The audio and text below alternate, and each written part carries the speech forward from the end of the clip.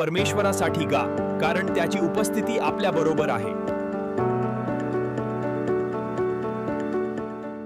So आज आपण आपलं बायबल उघडूया. 2 शमूएल याचा 6वा अध्याय. Thank you Lord. सो 2 शमूएल 6 मध्येच आपण पाहिलं तर इथे दाविदाचं चाललंय की परमेश्वराच्या कराराचा कोश तो त्याला दावीदपुरात किंवा जिथे तो राहायचा, दावीद जिथे राहायचा त्या नगराचं नावच पडलं होतं, त्या गावाचं नाव झालं होतं दावीदपूर. तर तो म्हणतो की परमेश्वराच्या कराराचा कोश किंवा ज्या वेदीवर तो कोश ठेवला होता, परमेश्वराच्या कराराचा कोश दुसऱ्या नगरामध्ये, दुसऱ्या शहरामध्ये का राहावा, तर मला तो घेऊन यायचा आहे. आणि तो खूप तयारी करतो. Praise the Lord. आणि ज्या वेळेस तो कोश घेऊन येण्यासाठी तयारी करतो तेव्हा एक इन्सिडेंट घडतो, तेव्हा काहीतरी गोष्ट घडते. ओके, त्यावरून आपण आज पाहणार आहोत. सो कोणीतरी प्लीज वाचा 2 शमूएल याचा 6वा अध्याय याचं 1 ते 5 वचन. Praise the lord. सो तुम्हाला आता इथे समजले दाविदाने काय केलंय माहिती, त्याने कराराचा कोश आणण्यासाठी, म्हणजे देवाच्या कराराचा कोश. ओके, मला तुम्हाला सांगू द्या, कराराचा कोश हा कुठे होता माहिती, वेदीवर होता. हा परमेश्वराने जो मनुष्यासोबत करार केला होता त्याचं महत्व काय आहे ना आपल्याला ते इकडून समजणार आहे. ओके, सो दाविदाने काय केलं माहिती, ही इस्रायलातले 30,000 निवडक पुरुष जमा केले. ओके, सिलेक्टेड म्हणजे चांगले जे नोबल मॅन आहे, जे परमेश्वराशी संलग्न आहेत किंवा ज्यांची साक्ष चांगली आहे, असे चांगले निवडक पुरुष, असे 30,000 पुरुष जमा केले. आणि बायबल सांगतं यहुदातील बाला येथून देवाचा कोश त्याने ठरवलं की मी माझ्या घरी घेऊन येणार. म्हणजे कुठे, जिथे दावीद होता, दावीद जिथे राज्य करत होता, दावीदपुरामध्ये मी घेऊन येणार. ओके, कुठे कोश होता कराराचा, यहुदातील बाला येथे होता.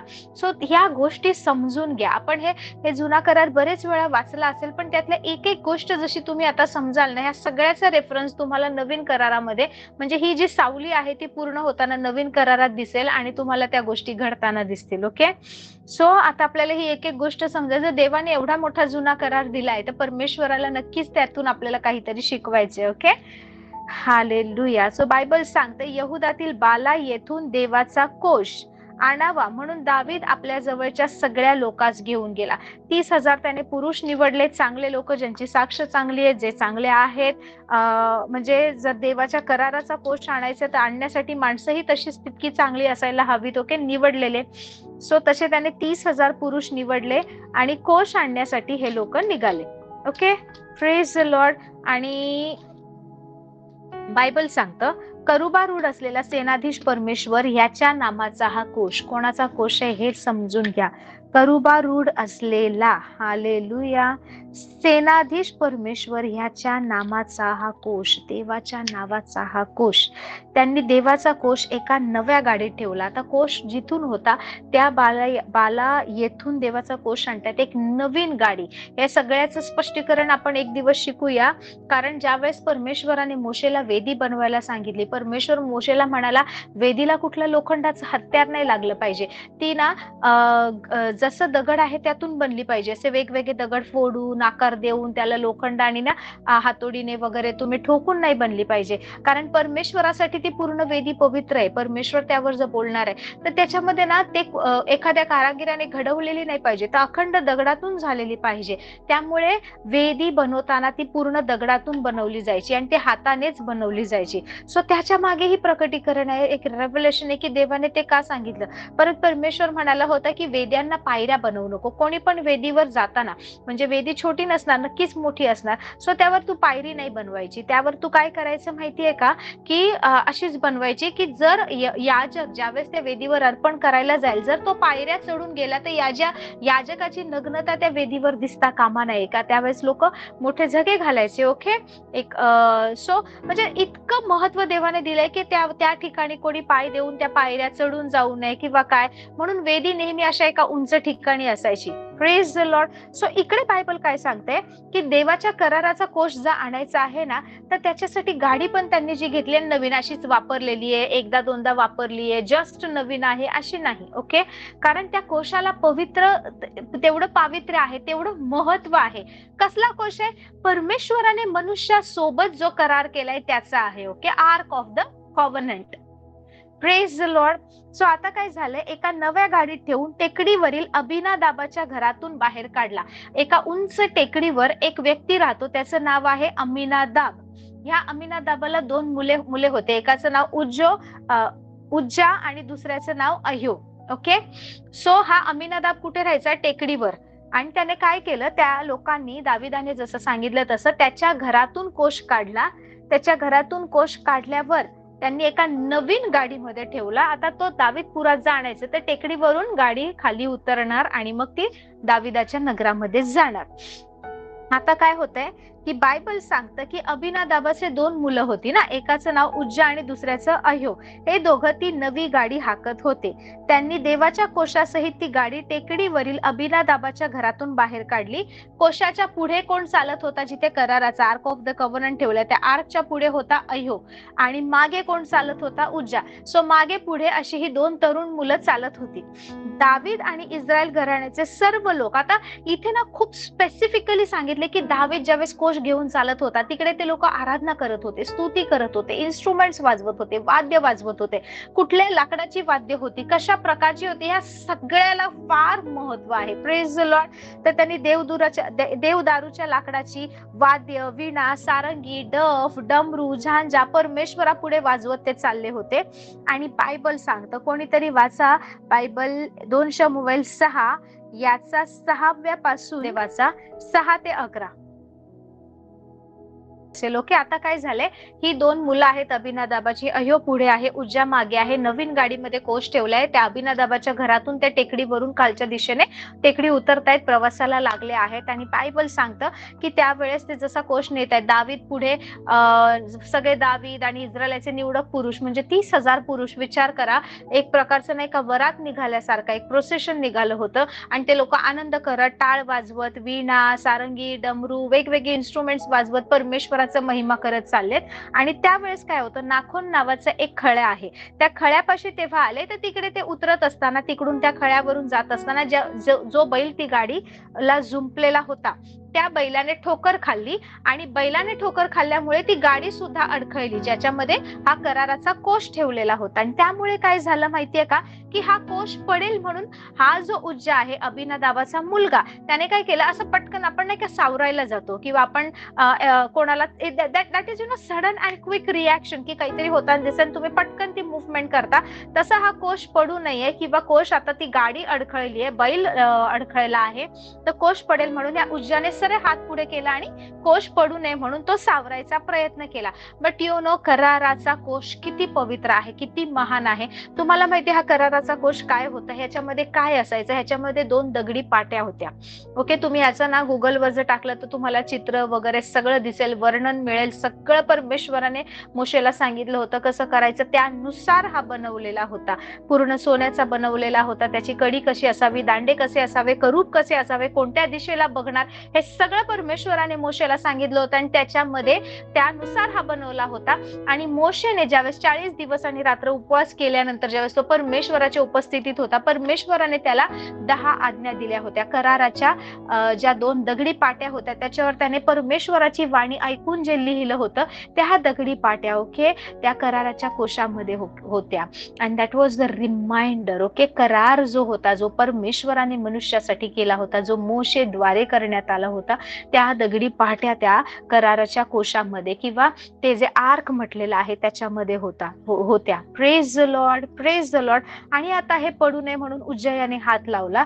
पण ज्या क्षणी त्याने त्याला हात लावला, तर काय झालं माहिती, बायबल सांगतं परमेश्वराचा क्रोध उज्जावर किंवा कोप उज्जावर भडकला. त्याच्या ह्या चुकीमुळे परमेश्वराने त्यास ताडण केले आणि तो तिथेच गतप्राण झाला. It was such Holy. कारण कराराच्या कोशाजवळ जाण्याचं काम फक्त याजकांचं होतं. इट मीन्स फक्त लेवी लोक जाऊ शकतात, इतर लोक त्याला स्पर्शही करू शकत नाही, कारण तो तितका पवित्र आहे. असं नाही की परमेश्वर एकाला कमी लेखतोय, एकाला जास्त लेखतोय, नो. पण काही गोष्टी अशा आहेत, जसं की लोक म्हणतात परमेश्वर आम्हाला तुला पाहायचंय, परमेश्वर आम्हाला तुला पाहायचंय. जो मोशे जो परमेश्वरासोबत इतके वर्ष होता ना, त्याने सुद्धा जेव्हा म्हटलं ना की परमेश्वर मला तुला पाहायचे, परमेश्वर म्हणाला अजूनपर्यंत परमेश्वराला त्याचं मुख ना पित्याला कोणीच पाहिले नाही, कोणी पित्याचं मुख पाहून जिवंत राहू शकत नाही. परमेश्वराने मोशेला सुद्धा दर्शन देताना परमेश्वर म्हणाला ठीक आहे, तू तिकडे त्या टेकडीच्या मध्ये त्या 2 दगडांच्या तिकडे त्या कपारीमध्ये त्या खडकावर उभा राहा, मी ज्या वेळेस जाईल ना तर माझं गौरव तुला दिसेल. बायबल सेज की परमेश्वर पाठमोरा जात होता आणि परमेश्वराचं गौरव त्याला त्या खडकातून जाताना फक्त दिसलं. Nobody can see the face of the Lord. Praise the Lord. आपण सूर्याकडे सतत आपण 1 मिनिटही असं बघू शकत नाही, पण विचार करा जर ना 5 मिनिटं बघायचे नाही, यू कॅन नॉट, बिकॉज सूर्य इतका जास्त प्रकाशमान आहे, इतकी जास्त तेजस्वीपणा त्याच्यामध्ये आहे ना की ती किरण आपल्याला सहन होत नाही. परमेश्वर आहे ना त्याच्या समोर हा सूर्य काहीच नाही. परमेश्वराची पवित्रता इतकी महान आहे, त्याची बायबल सांगते त्याची उपस्थिती भयप्रद आहे.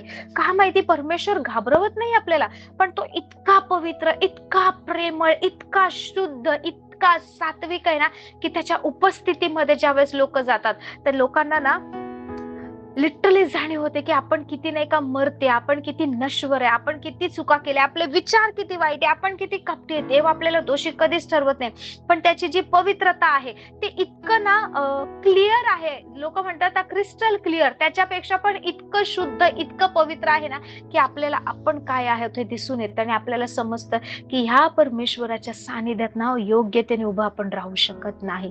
तो इतका पवित्र. मी तुम्हाला सांगते ज्या ज्या वेळेस देवाचं सानिध्य येतं, ज्या ज्या वेळेस तुम्ही परमेश्वराच्या उपस्थितीमध्ये जाताना कोणीच असं ताठ मानेने उभं राहत नाही. आय एम टेलिंग यू, ज्या लोकांना देवाचा स्पर्श होतो, जे लोक प्रार्थना करताना देवाशी कनेक्टेड होतात ना, ते लोकांना नेहमी हंबल रीतीने मान खाली घालून, गुडघ्यावर जाऊन, नाही तर मी सांगते सरळ जमिनीवर आडवे पडून परमेश्वराची आराधना करतात. Because they know they cannot stand in the presence of the lord with head high. Praise the lord. देव आपल्याला असं काही करत नाही, बट आपल्याला जाणीव होते की तो किती महान आहे, किती पवित्र आहे. जेव्हा या पृथ्वीवर आपण त्याच्या पवित्रतेचा 0.01% सुद्धा अनुभव घेत नाही तेव्हा. हालेलुया. आणि बायबल सांगतं परमेश्वर अगम्य प्रकाशात वस्ती करणारा आहे. Praise the Lord. कोणीच पाहू शकत नाही. बायबल सांगतं पित्याला कोणी पाहिलं नाही आणि त्याला कोणी पाहूही शकत नाही. त्याने आपलं जो मुख म्हणा किंवा आपण कसं दिसतोय त्याच्या एकुलत्या एकाला प्रगट केला आहे, तो आहे येशू ख्रिस्त. म्हणून बायबल सांगते की ज्याने येशूला पाहिलं त्याने पित्याला पाहिलं आहे. Praise the Lord. Praise the lord. It's you know, ही खूप मोठी मिस्ट्री आहे, रहस्य आहे, परंतु हे रहस्य सुद्धा इतकं सुंदर, इतकं पवित्र, इतकं महान आहे ना की तुम्हाला जाणीव होईल की आपण ह्या शरीरात, आपण ह्या दशेमध्ये कधीच योग्य नाहीये की त्या पित्याला आपण पाहू आणि आपण जिवंत राहू. ज्या वेळेस हालेलुया योहान पात्म नावाच्या बेटावर होता, तिकडून तो आत्म्यामध्ये उचलला गेला. बायबल सांगतं पहिले प्रकटीकरणाचे कितीतरी अध्याय वाचा. बायबल सांगतं की स्वर्गात मी वाणी ऐकली, स्वर्गात मी वाणी ऐकली. त्याला कित्येक वेळा स्वर्गात आवाजच ऐकू येतो आणि तो आवाज ऐकून सुद्धा, तो पवित्र आवाज, ते तेजस्वीपणा, ते दिव्यपणा पाहून सुद्धा ना तो तिकडे मेल्यासारखा परमेश्वराच्या उपस्थितीने पडून राहतो. त्याला वाटतं की आता मी मरण पावलं, पण देवदूत येऊन त्याला बळ देतात, त्याला उभं करतात. सो त्या देवाच्या उपस्थितीमध्ये ना त्याने पाहिलं की आय कॅन नॉट सर्व्हाइव्ह, इतका पवित्र परमेश्वर आहे. Praise the Lord.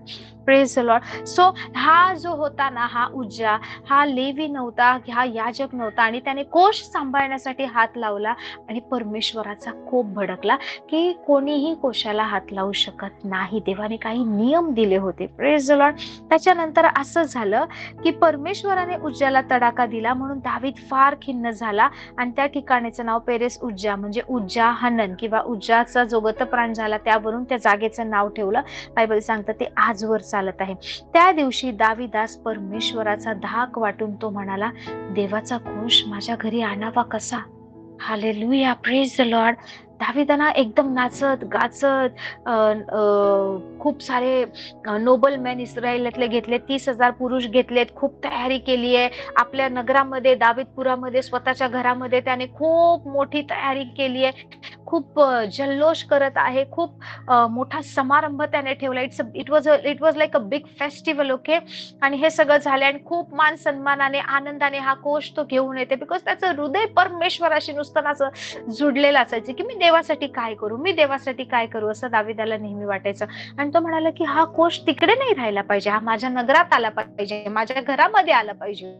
Praise the Lord, praise the Lord. आणि मग आता काय होतंय की ज्या वेळेस हे झालं, उज्जावर परमेश्वराचा कोप भडकला आणि तो तिथेच गतप्राण झाला, मरण पावला. दाविदाला भीती वाटायला लागली. ओ माय गॉड, परमेश्वर आता भडकला, ही गोष्ट घडायला नाही पाहिजे होती, ती गोष्ट झालीये, हे असं नाही व्हायला पाहिजे होतं, मी कसा काय. त्याला भीती वाटायला लागली. बायबल सांगतं त्याला दाहक वाटला, तो घाबरला आणि तो म्हणाला, काय म्हणतो तो, देवाचा कोश माझ्या घरी कसा आणावा. Praise the Lord. देवाचा कोश मी माझ्या घरी दावीदपुरामध्ये मी कसा आणावा. Praise the Lord. आणि मग त्या लोकांनी त्यावेळेस सगळ्यांनी काय केलं माहितीये, दावीद परमेश्वराचा कोश दावीदपुरात घेऊन जाण्यास कबूल होईना. त्याला भीती वाटली की देव खोपलेला आहे, आता काय होईल माहित नाही, मी नाही असं घेऊन जाऊ शकत. खूप घाबरला तो, खूप घाबरला. आणि त्यावेळेस त्यांनी काय केलं, दाविदाने तो ओबेद अदोम गित्ती याच्या घरी एका बाजूस ठेविला. आता गित्ती ना एक कुळ आहे, एक वंश आहे, जसं आपण लेवी म्हणतो किंवा आपण यहुदा वंश म्हणतो, किंवा अजून त्यांच्यामध्ये जन्मलेली वेगवेगळी मुलं, जसं नोहा जर एक आहे तर त्याचं 3 मुलं झाली, तर 3 मुलांचे 3 वेगळे कुळ झाले, शेम, हाम, याफे. तर शेमाचं कुळ, हामाचं कुळ. तसं गित्ती हे एक लोकांचा समाज आहे. आणि गित्ती घराण्यातून एक पुरुष होता, त्याचं नाव आहे ओबेद इदोम. ओके.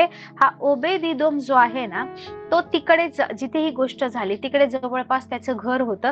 तर दाविदाने काय केलं, मी देवाचा कोश माझ्या घरात दावीदपुरात नाही घेऊन जाऊ शकत, देव भडकलेला आहे, देव कोपलेला आहे, असं नाही व्हायला पाहिजे होतं, हे काहीतरी चुकीचं घडलंय आणि देवाचा आता नाही का राग भडकलेला आहे. So I can not take this ark of the covenant to my house, to my place. Okay.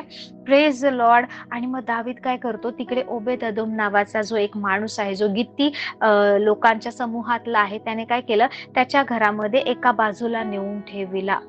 दावीदाला माहित पण नाही, दावीदाला वाटलं आता त्याच्या घरामध्ये ठेवलाय काय होईल, बिकॉज एव्हरीबडी वॉज सगळ्यांना काय वाटत होतं की देव भडकलेला आहे, हा आता कोश तिकडे जाईल, तिकडे देवाचा राग उसळणार, देवाचा क्रोध भडकणार. सो दावीदाला हिंमत नाही झाली की ह्या परिस्थितीमध्ये हा कोश स्वतःच्या घरी, स्वतःच्या नगरामध्ये जिथे तो राज्य करतोय तिकडे घेऊन यावं. आणि ओबेद इदोम नावाच्या एका माणसाच्या घरी नेऊन ठेवला. सो ओबेद इदोम जो आहे ना, यावरून आपण आज काहीतरी शिकणार आहे. Praise the Lord. बायबल सांगतं परमेश्वराचा कोश ओबेद इदोम याच्या घरी 3 महिने 90 दिवस होता. ओके. 3 महिने राहिला आणि परमेश्वराने त्याला व त्याचे सर्व घराणे ह्यास बरकत दिली. Praise the Lord, praise the Lord.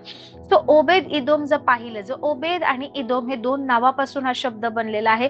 Obed याचा अर्थ काय होतो माहिती, मेक यू नोट्स. ओबेद याचा अर्थ होतो की ओबेद किंवा ओवेद. ओके. ऍक्च्युअल हिब्रू भाषेमध्ये OVED ओवेद हा शब्द आहे, बट देन इंग्लिश मध्ये बदलत बदलत ओबेद झाला. जर तुम्ही स्टोरी वाचली असेल, रूथ आणि बोआजला एक मुलगा होतो, त्याचं नाव सुद्धा ते ओबेद ठेवतात. Praise the lord. सो इकडे काय झालंय की ओबेद अथवा ओवेद जो आहे याचा अर्थ होतो सर्वंट किंवा याचा अर्थ होतो सेवक.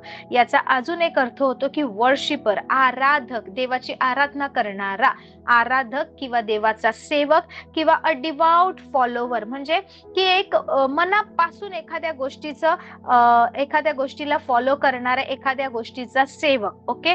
किंवा someone who performs the work very accurately. एखादा असा सेवक, असा नोकर, असा व्यक्ती की त्याला दिलेलं काम तो अगदी चोखपणे बजावतोय. अ लेबरर, मेहनत घेणारा, कष्ट घेणारा. Okay. So what is the meaning of Obed? Worshipper किंवा सेवक. इदोम किंवा अदोम म्हणजे काय माहितीये का, रेड किंवा तांबड्या रंगाचं किंवा लाल रंगाचं, किंवा असंही लोक म्हणतात की ओबेद इदोम याचा अर्थ होतो the servant of the red one, किंवा लाल रंगाचा त्या गोष्टींचा जो सेवक आहे. किंवा जर ह्याचं डीपली जर अक्युरेट आपण जर अर्थ पाहायला गेलो तर याचा अर्थ असा होतो की सर्वंट ऑफ इदोम, म्हणजे इदोमचा सर्वंट किंवा इदोमचा सेवक किंवा चाकर ओबेदिदोम. ओके, ह्या नावाकडे का महत्व आहे? कारण ह्या नावांच्या अवतीभोवती स्टोरी खूप फिरते. बायबलमध्ये तुम्हाला समजेल कुठलंही नाव असं सहज झालेलं नाही, काहीतरी अर्थ आहे आणि देवाने ती नावं तशी ठेवण्यामागे प्रॉफिटिक काहीतरी मिनिंग आहे. Praise the Lord. येणाऱ्या जनरेशन साठी यामध्ये ब्लेसिंग्स दडलेले आहेत. Praise the lord. सो आता ओबेदिदोम याचा अर्थ काय होतोय की एक तर देवाचा उत्तम आराधक, वर्शिपर किंवा इदोमचा सेवक किंवा परमेश्वराने ज्याला काही काम दिलं आहे. आता दाविदाने त्याच्या घरामध्ये हा कोष नेऊन ठेवला कराराचा. ज्याला काम दिलंय तो अगदी चोखपणे बजावणारा एक विश्वासू सेवक. Praise the Lord. आता दाविदाने काय केलं, त्याला भीती वाटली, त्याला वाटलं परमेश्वर रागावलेला आहे, परमेश्वर भडकलेला आहे, आपल्या नगरात नेणार देवाचा क्रोध भडकणार, देव रागावलेला आहे, काही होण्यापेक्षा आपण इथेच ठेवूया. आणि ओबेद इदोम याच्या घरामध्ये एका बाजूला नेऊन त्यांनी ठेवला.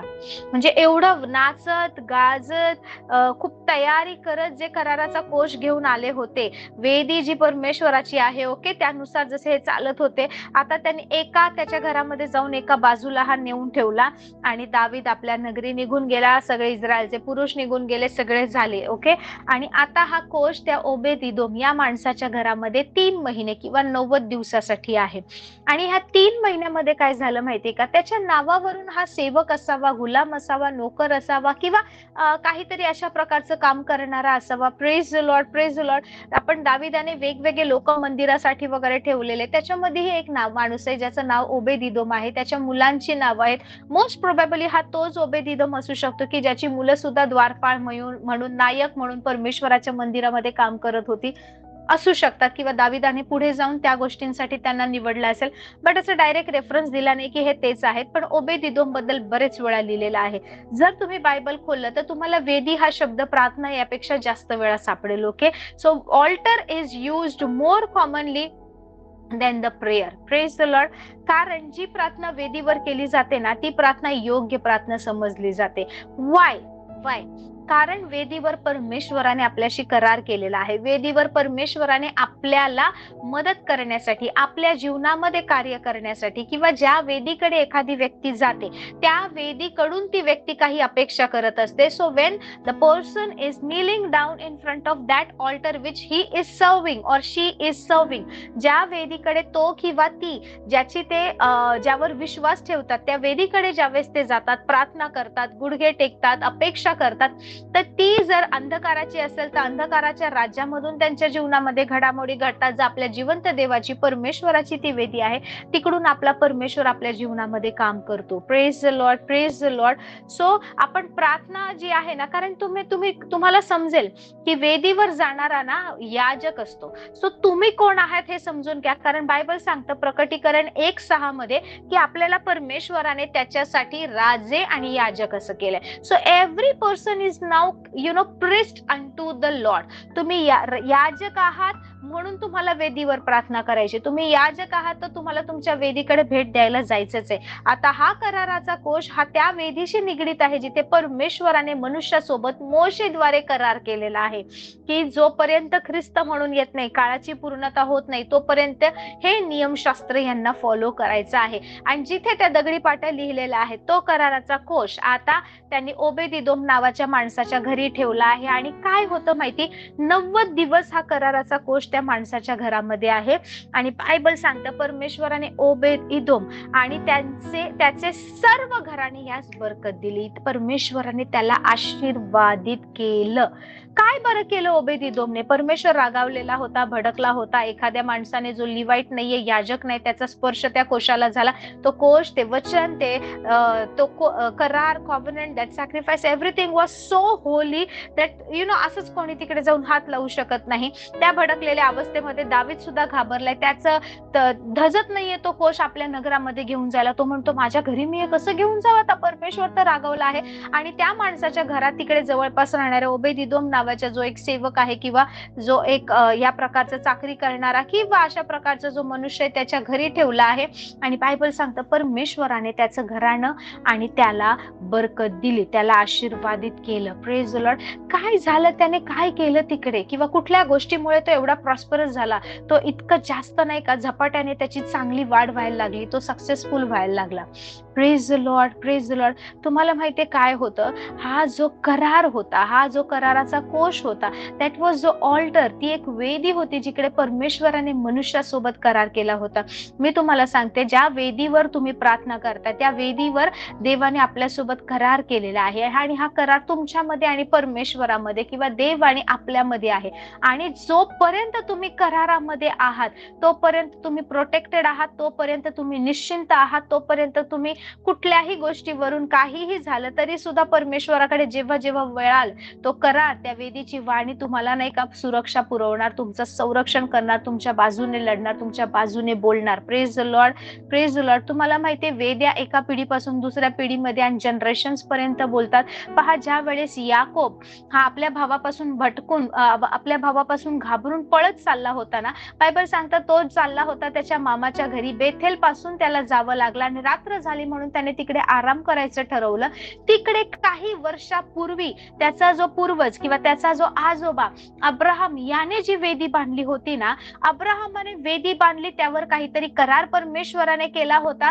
परमेश्वराने अब्राहमाला जे ब्लेसिंग्स दिले होते, अब्राहम आणि परमेश्वराच्या मधल्या कराराची साक्ष ती वेदी होती, प्रार्थनेची वेदी ती होती. आणि बायबल सांगतं त्या वेदीवर काय चालू होतं माहिती, ज्या वेळेस याकोबाला स्वप्न पडलं, त्याने पाहिलं की इथून जमिनीपासून आकाशापर्यंत एक उंच, एक मोठीच्या मोठी सीडी आहे, त्याच्यावर देवदूत चढत आहेत, उतरत आहेत, चढत आहेत, उतरत आहेत.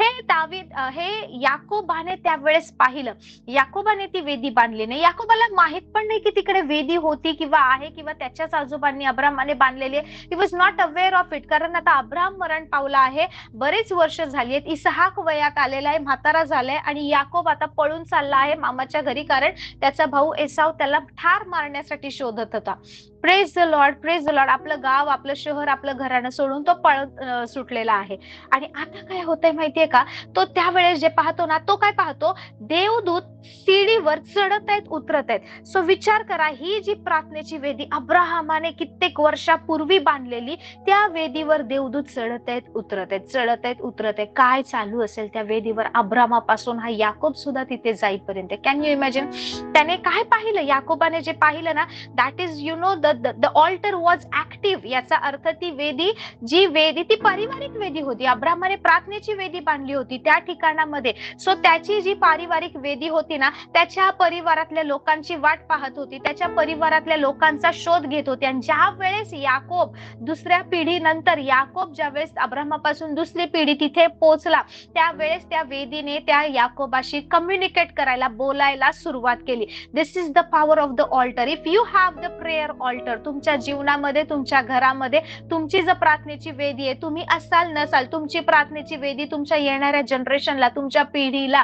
तुमच्या नातवंडांना, मुलांना कम्युनिकेट करणार, ती बरोबर तिकडे त्यांना घेऊन येणार. कारण तुम्हाला माहितीये, जे रायचस ऑल्टर आहेत, दैवी वेद्या आहेत ना, त्या कधी ना नष्ट होत नाहीत, त्या वेद्या जिवंत राहतात. Praise the lord. अंधकाराच्या वेद्या नष्ट होतात, पडतात, त्यांचा नाश होतो, पण परमेश्वराची जी नीतिमान, जी रायचस ऑल्टर आहे ना, ती नाश होत नाही, कारण ती देवाची वेदी आहे. जे काही परमेश्वराचे ते शाश्वत आहे, ते सनातन आहे. Praise the lord. ही अब्राहमाची वेदी याकोबाला हाक मारते, त्याला दर्शन भेटतं, तो म्हणतो, त्याला माहित पण नाही, पण तो म्हणतो खरंच हे परमेश्वराचं घर आहे. त्याला माहित पण नाही तो कोणत्या शहरात आहे, काय आहे, बेथेल मध्ये तो आलाय तिकडे, आणि तो म्हणतो खरंच हे परमेश्वराचं घर आहे, ही जागा किती भयप्रद आहे. सो ती वेदी जी अब्राहमाने कॉन्सिक्रेट केली होती, अब्राहमाने पवित्र केली होती, अब्राहमाने ती जी वेगळी जागा ठेवली होती ना, ती वेदी अब्राहमाच्या मुलांना, त्याच्या ब्लड लाईन मधल्या, त्याच्या जनरेशन मधल्या, अब्राहमाच्या कुळातल्या लोकांशी कम्युनिकेट करत होती. आणि तिकडे त्याला सोल्युशन मिळालं. Praise the Lord.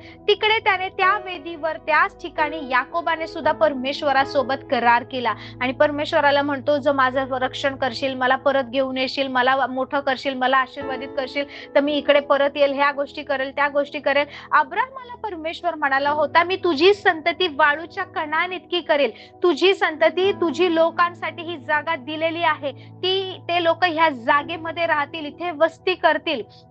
अब्राम मरण पावलाय, इसहाक वयातीत झालाय, आता परमेश्वर ते वचन पाळत आहे. असं नाही परमेश्वर बोला आता अब्राम मरण पावलाय, कोणच ह्या वेदीवर नाही, आता हे वचन मी कसं पूर्ण करू? Because the covenant was made between the God and the Abraham. परमेश्वरामध्ये आणि अब्राहमामध्ये तो करार होता, अब्राहमाची जनरेशन मध्ये तो करार होता, अब्राहमाच्या संतानासोबत करार होता. परमेश्वर फेथफुल आहे. परमेश्वराने अब्राहमाच्या नातवाला याकोबाला बरोबर पकडलं आणि तिकडे तो करार कंटिन्यू केला, एस्टॅब्लिश केला. दॅट्स वाय अब्राहमापासून तिकडे त्या वेदीवर आत्मिक जगामध्ये देवदूत चढ उतार करत होते. They did not stop. Praise the Lord. तुम्हाला माहित नाही तुमची प्रार्थनेची जागा, तुमच्या घरातली वेदी किती महान आहे, किती महत्व आहे त्या गोष्टीला, तुम्हाला माहित नाही. I know steel many people will असं विचार करत असे, ओके मी सिरियसली करेल, पण काही ना काही अडचण येत आहेत, प्रॉब्लेम येत आहेत, कंटाळा येतोय, राहून जाते. ह्या गोष्टीला महत्व द्या आणि ही गोष्ट करायला लागा. Praise the Lord. तुमच्या फॅमिलीमध्ये, तुमच्या घरामध्ये तुम्हाला चेंजेस दिसतील. Shall I tell you one more thing?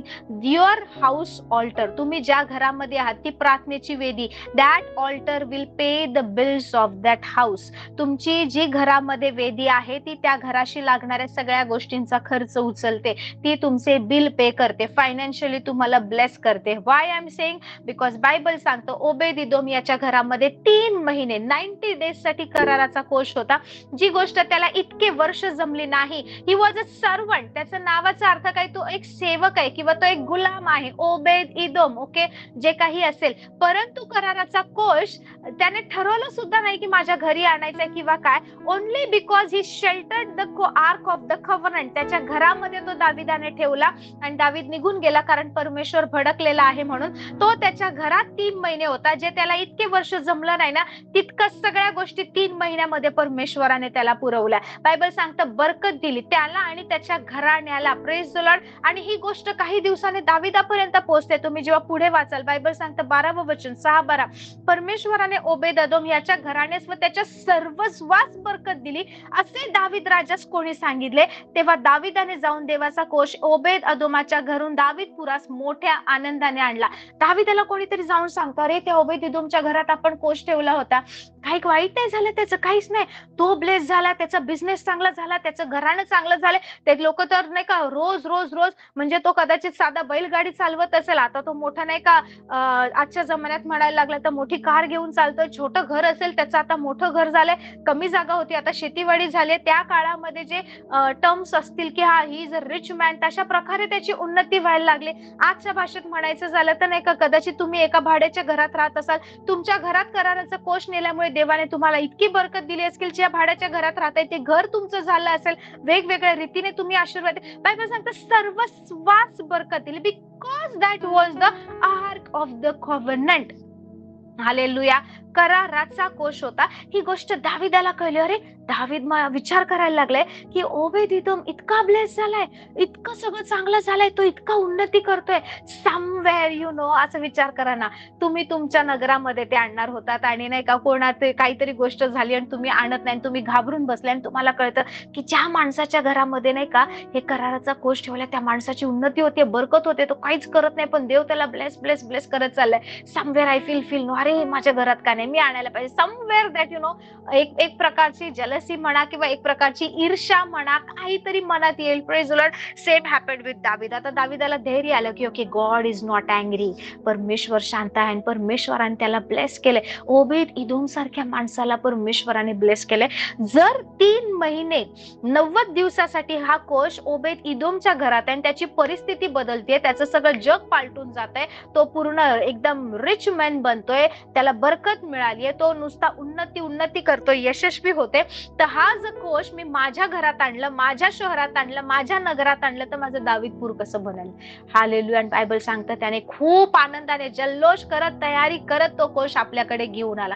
The altar at your home pays the bill at your home. Hallelujah. I am telling you, तुमच्या घरात जी प्रार्थनेची वेदी आहे ती जनरेशन पर्यंत तुमच्या मुलांना तर सांभाळेल, तुमच्या मुलांना हाक मारेल, तुमच्या मुलांशी करार ठेवेल, तुमच्या मुलांना परत ती वळवून आणेल. But at the same time जेव्हा पण तुम्ही त्या वेदीकडे जाता तुमच्या घर, and I am telling you, असं नाहीये की एक विशिष्ट जागाच केली पाहिजे, ह्याच वस्तू ठेवल्या पाहिजे, त्याच वस्तू ठेवल्या पाहिजे, नाही. पण का विशिष्ट जागा बनवायची? Because it you know helps you to get connected to that place, to God mentally. Okay, ज्यावेळेस तुम्ही चर्चला येतात तुम्हाला माहितीये की अरे तुम्ही चर्चमध्ये आता नाही का, असं नाही चालणार, हो मोबाईल घेऊन नाही चालणार, मी असं गप्पा नाही मारू शकत, आय की नॉट सिट कॅज्युअली, मी इकडे चर्चमध्ये बसून झोपा नाही काढू शकत. भलेही काही काही लोकांना झोप येते, गुंगी येते, but you know that I am in the presence of the Lord.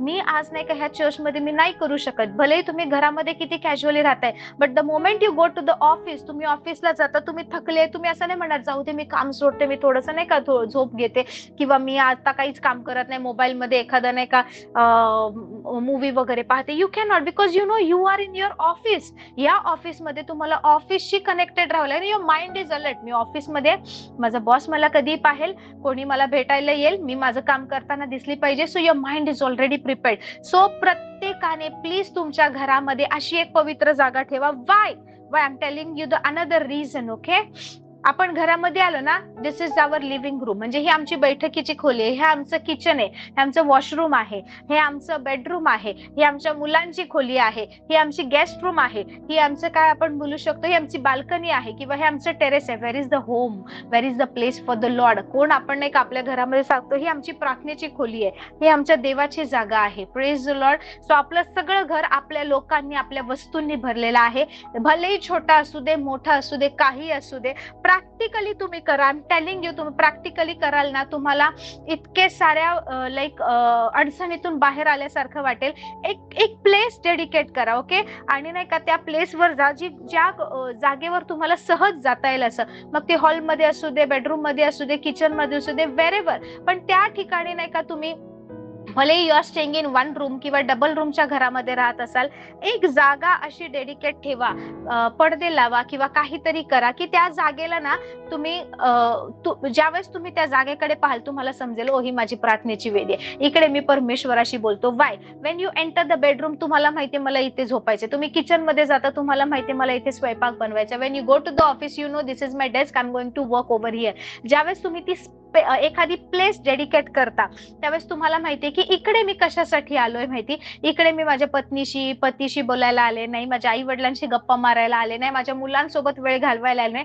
जेव्हा मी ह्या ठिकाणी येते, गॉड नोज दॅट मी इतर कोणत्या फॅमिली मेंबरशी नाही तर मी परमेश्वराशी बोलायला येते. Okay, so that place, okay, ती जागा एक पवित्र करणं, ती जागा देवासाठी वेगळी करणं, आणि त्या जागेवर देवाला सांगलं, लॉर्ड ह्या ठिकाणी मी तुला भेटायला ना, तर जेव्हा जेव्हा मी या ठिकाणी येईल ना, समजून घे की मी फक्त आणि फक्त तुझ्यासोबत वेळ घालवायला. This is the same thing Jesus said. येशू काय म्हणाला माहिती, येशू म्हणाला की ज्या ज्या वेळेस तुम्ही प्रार्थना करता, ते हे परुषी लोक जसे ढोंग्यांसारखी करतात, लोकांना दाखवतात, चव्हाट्यावर उभं राहून मोठमोठ्याने प्रार्थना करतात, तसं नका करू. तुमच्या स्वर्गीय पित्याने प्रार्थना करताना तुम्हाला पाहावं म्हणून काय करा माहिती, तुम्ही ज्या वेळेस प्रार्थना करता, असं नाही त्यासाठी महत्वाचं आहे की प्रार्थना केली पाहिजे. ओके, ज्या वेळेस तुम्ही प्रार्थना करता तुम्ही काय करा माहिती, तुम्ही आपल्या आतल्या रूम मध्ये जा, दरवाजाला कडी लावून घ्या आणि आपल्या गुप्तदर्शी पित्याची प्रार्थना करा. So when you dedicate one place, Lord was teaching the principles of altar. परमेश्वर तेच सांगतोय की पित्याशी कसं कनेक्ट व्हायचं.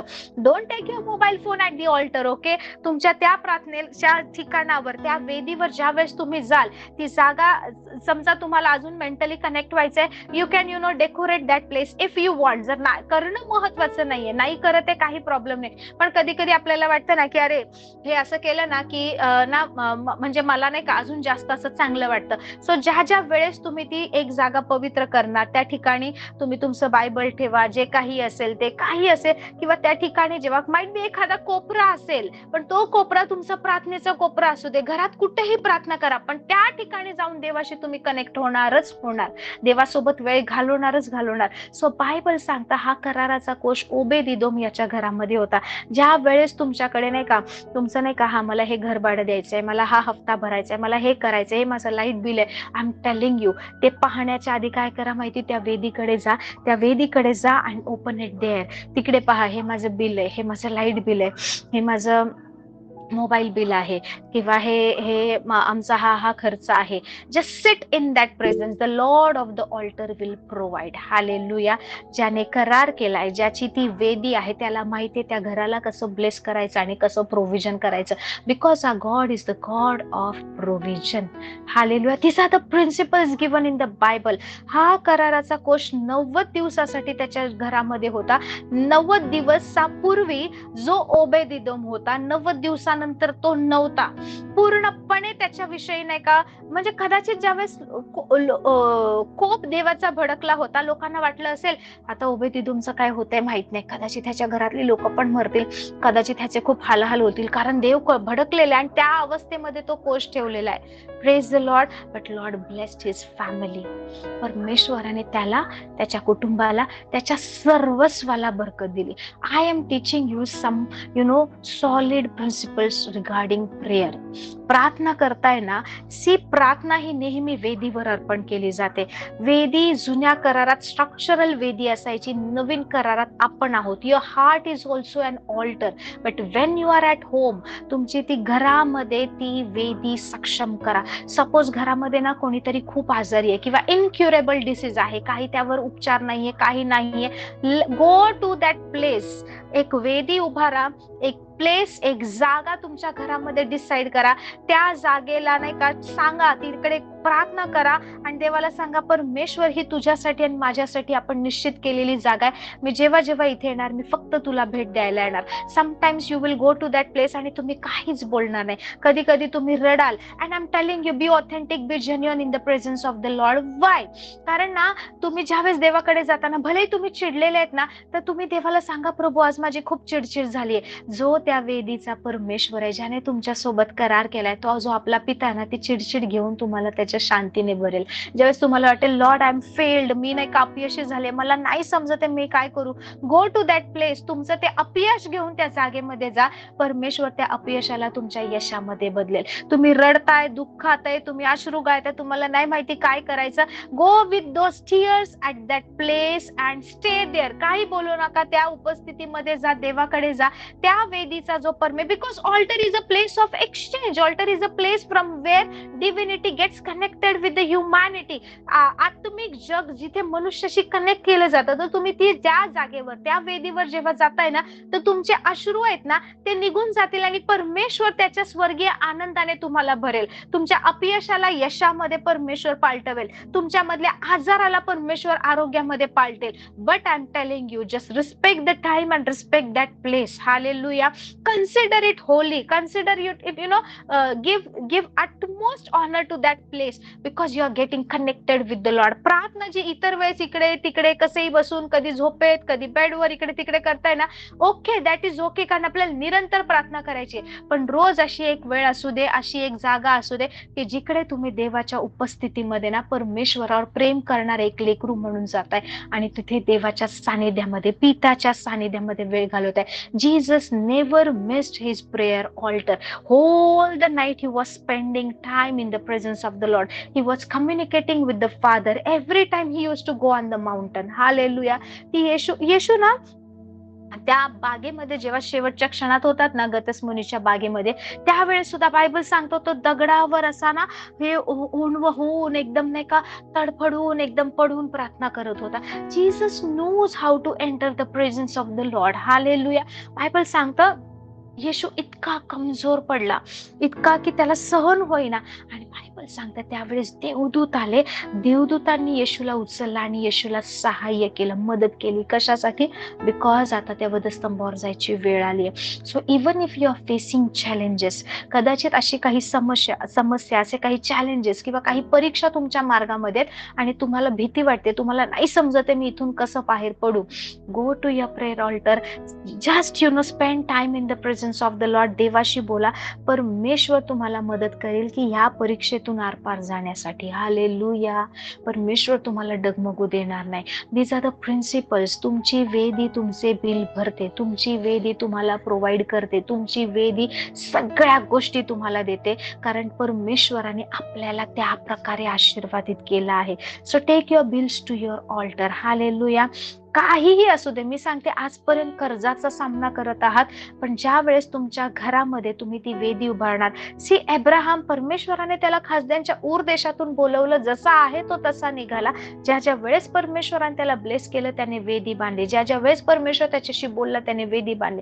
जिथे जिथे तो जायचा वेगवेगळ्या ठिकाणी तो वेदी बांधायचा, कारण त्याला माहितीये ही वेदी इकडून परमेश्वर माझ्याशी बोलतो, परमेश्वर मला प्रोव्हाइड करतो. बायबल सांगतं अब्राहम खूप श्रीमंत होता, अब्राहम खूप आशीर्वादित होता, त्याला कधीच कुठल्या गोष्टीची कमतरता पडली नाही. ज्यावेळेस लोटाने तळवटीचा चांगला हिरवागार प्रदेश, नदीच्या आजूबाजूचा प्रदेश निवडून घेतला, त्याच्या विरोधात जो उरली सुरलेली जागा होती ती अब्राहमाला भेटली, तरी सुद्धा अब्राहम गरीब झाला नाही, कंगाल झाला नाही, त्याला कमी पडलं नाही, त्याची उन्नती उन्नती उन्नती होत गेली. सो तुम्ही कुठल्याही जागेमध्ये असाल, ओके, त्या जागेमध्ये देवाची वेदी उभारा. ओबेद इदोम, ज्याचा अर्थ होतो की एक सेवक किंवा एक विश्वासू सेवक, त्याचं 90 दिवसामध्ये ना पूर्ण जीवन पालटलं. Hallelujah. Only because of the ark of the covenant, ज्या वेदीवर परमेश्वराने करार केला होता तो कोश त्याच्या घरामध्ये ठेवण्यात आला. That was all accidental. हे प्लॅन मध्ये नव्हतं. इतकं की दाविदालाही वाटलं अरे हा माझ्या घरात आला तर काय होईल, आणि literally he got so much encourage की मी आता दाविदपुरामध्ये हा कोश आणणार. जो ओबेद इदोमच्या घराण्याला बरकत भेटते, जर हा कोश माझ्या नगरात येईल तर माझ्या नगराची परिस्थिती काय होईल, हा कोश जर माझ्या शहरात येईल तर माझं शहर किती आशीर्वादित होईल. Praise the lord. So you do you know, ज्या लोकांना हे वेदीचं महत्व कळलंय, जे लोक जिथे जिथे परमेश्वराच्या नावाने वेदी स्थापित करत आहेत ना, ते लोक महाविजयामध्ये चालत आहेत. Literally God has blessed us more than the conqueror, but still many people, खूपसे लोक देवाने महाविजयी आपल्याला बनवले तरी सुद्धा एक अपयशी जीवन जगत आहेत. I am telling you, don't need to suffer that sickness. Practically करून पहा, प्रॅक्टिकली करून पहा. After 1 month you will come with the testimony. तुमच्या घरामध्ये एक जागा डेडिकेट करा. त्या जागेला ना, त्या like you can name your altar. तुम्ही त्या जागेला, प्रार्थना वेदीला नावही देऊ शकता. त्या वेदीवर जा, देवाशी बोला. काही जरी नाही वाटलं ना, समजा कधी कधी निराश असता, कधी कधी अपयशी असता, कधी कधी थकलेले असता, but go to that prayer altar, visit that altar and spend time in the presence of the Lord and see how the condition of your family changes. तुमची वेदी तुमच्याशी बोलते, तुमची वेदी तुमच्या मुलांना शोधते, तुमची वेदी जनरेशन्सला हाका मारते, तुमची वेदी कधी मरण पावत नाही जर ती जिवंत देवाची आहे. Praise the Lord, praise the Lord. There are some principles, त्यानुसार ते तत्व ज्यावेळेस तुम्ही घेऊन चालणार ना, तुम्ही अपयशाचा सामना करणार नाही. तुम्ही प्रत्येक दिवशी देवाच्या आनंदाने भरले जाल. आज मी पुन्हा एकदा तुमच्या सगळ्यांना सांगते, आपल्या घरामध्ये परमेश्वराची प्रार्थनेची वेदी उभारा. सगळेजण वर्षानुवर्षापासून प्रार्थना करतायत, थोडस चेंज करा, थोडस वेळ वाढवा, थोडस देवासोबत चांगल्या प्रकारे कनेक्ट व्हा आणि पहा की तुमची वेदी तुमच्या घराला कुठल्या स्थितीपासून कुठे घेऊन जाते.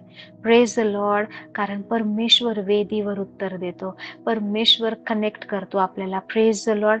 तुम्हाला माहितीये, वी डोंट हॅव टाइम, आपण उद्या पाहूया. Praise the Lord. Tomorrow I talk more. की देवाला सुद्धा ज्या वेळेस बोलायचं होतं त्यावेळेस देव सुद्धा पहिल्यांदा मनुष्याशी बोलतो. मनुष्याने उत्तर दिल्यानंतर परमेश्वर आपल्या ह्या जगामध्ये इंटरफेअर करतो. Hallelujah. Praise the Lord. Because Bible सांगतं परमेश्वर आत्मा आहे. हालेलुया. एव्हरी स्पिरिट बिंग, ह्या मनुष्यांमध्ये काम करण्यासाठी त्यांना एका आपल्यासारख्या लोकांची गरज असते. येशू ख्रिस्ताला सुद्धा आत्मा बनून आपला तारणारा उद्धारक बनता आला नाही, मनुष्य रूप त्याला शरीर धारण करून यावं लागलं. Praise the Lord, praise the Lord.